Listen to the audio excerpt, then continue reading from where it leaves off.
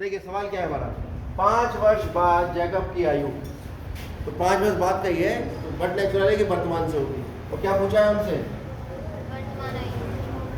उनकी। इसका मतलब किस किस की वर्तमान आयु निकालनी है? एक जैकब की और एक उसके पुत्र की। तो माना जैकब की वर्तमान आयु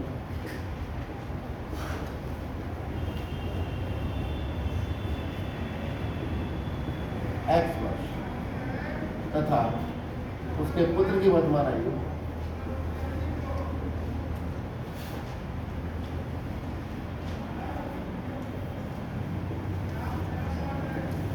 y वर्ष। यहाँ पर केस 1 केस 2 दो केस है। एक तो है 5 वर्ष पहले का केस और एक कौन सा है, वो 5 वर्ष बाद का केस है, और एक 5 वर्ष पहले का केस। तो हम पहले बात कर रहे हैं केस 1। कब?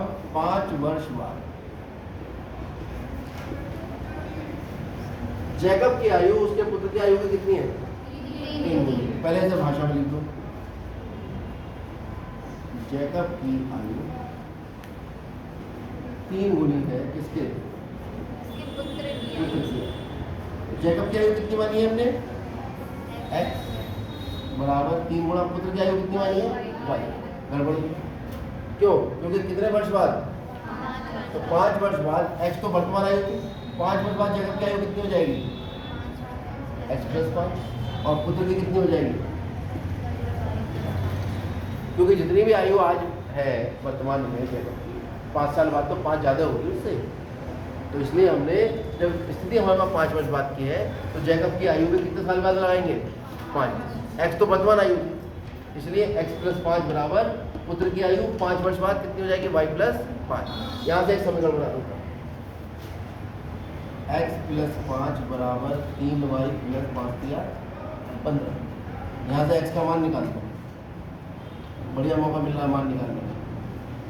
तो x बराबर 3y + 10 समीकरण नंबर पहला केस हमारा हमने जब लगाया तो हमारे पास ये समीकरण आया। अब कौन सा केस लगाएंगे?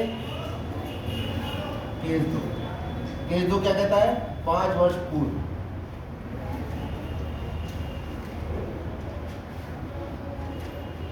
पांच वर्ष पहले जैकब की आयु पुत्र की आयु की कितनी थी? 5 वर्ष पहले जैकब की आयु वो 7 गुनी की किसकी है? पुत्र की आयु। तो जैकब की आयु कितनी हो गई? 7 वर्ष पहले, 5 वर्ष पहले x - 5। 7 गुणा पुत्र की कितनी हो गई? y। तो 7y - 35 x - 5। यहाँ पे समीकरण नंबर 2 मान लो इसको, और इस समीकरण में किसका मान उठा कर रख दो? किसका? समीकरण 1 से समीकरण 2 में x का मान प्रतिस्थापित कर यही जगह बना दी। समीकरण 1 से x का मान कहाँ रखने पर? समीकरण 2 में प्रतिस्थापित करें।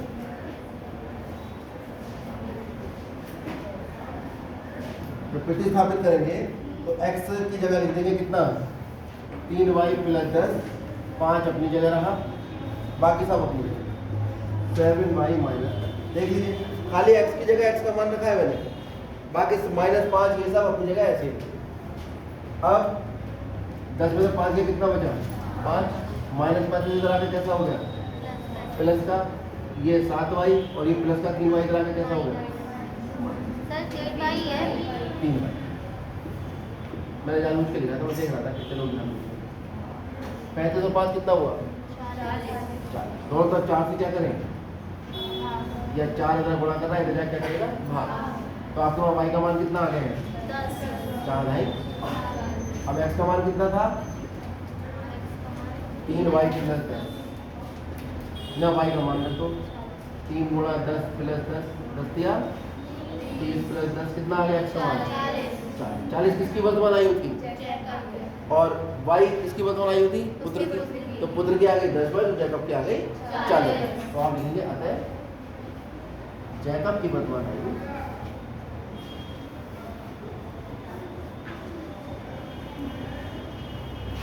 40 वर्ष तथा पुत्र की वर्तमान आयु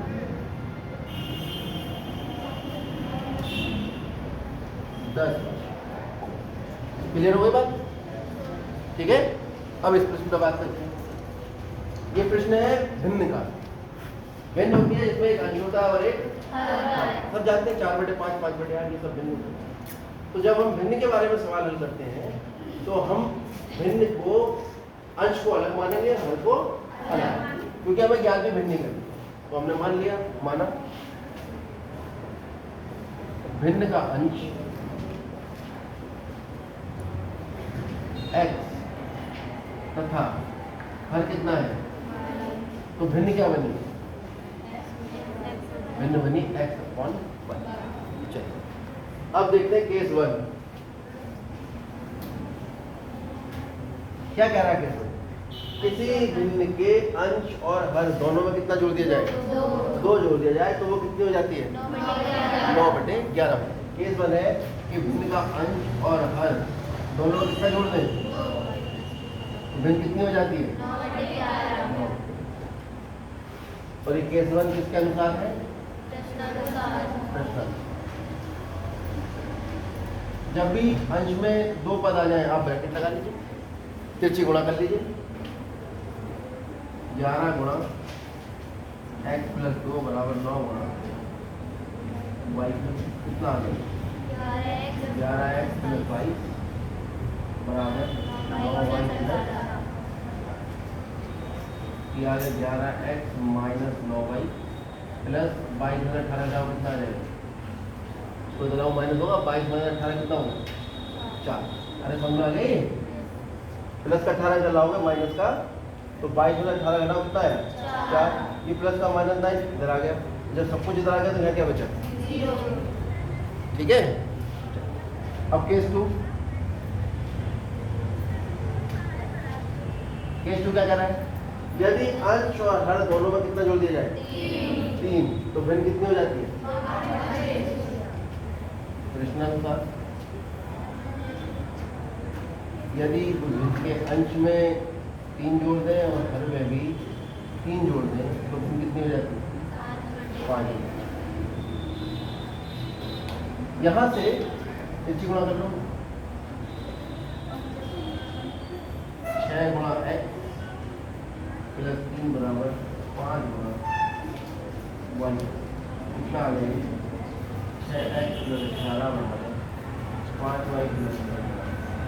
ये आ गया 6x - 5y। 15 और 18 3 समीकरण नंबर 1। तो सबसे पहला काम था हमारा इस परिस्थिति को समीकरण के रूप में निरूपित करना।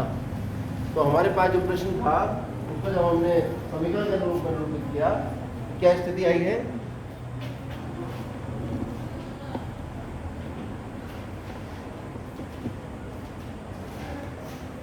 तो स्थिति क्या?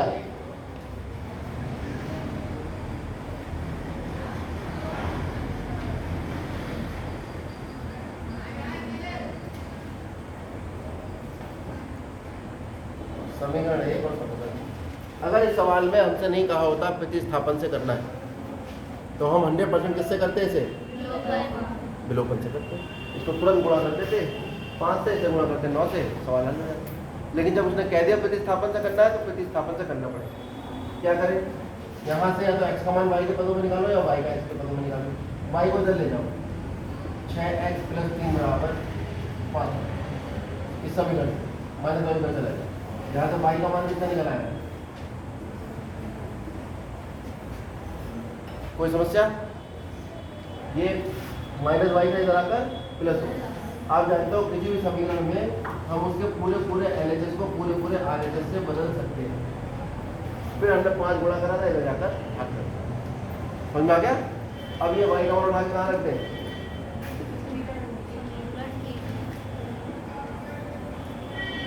समीकरण 1 में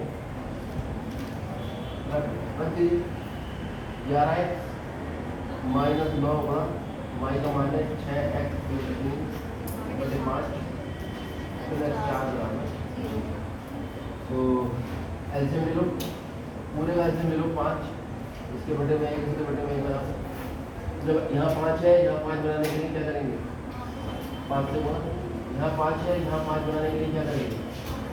5 से गुणा तो 0 का इसमें 5 आएगा, 11 बन जाए 55x माइनस 10 का 54x प्लस माइनस 9 दिया 18 और 4 बन जाए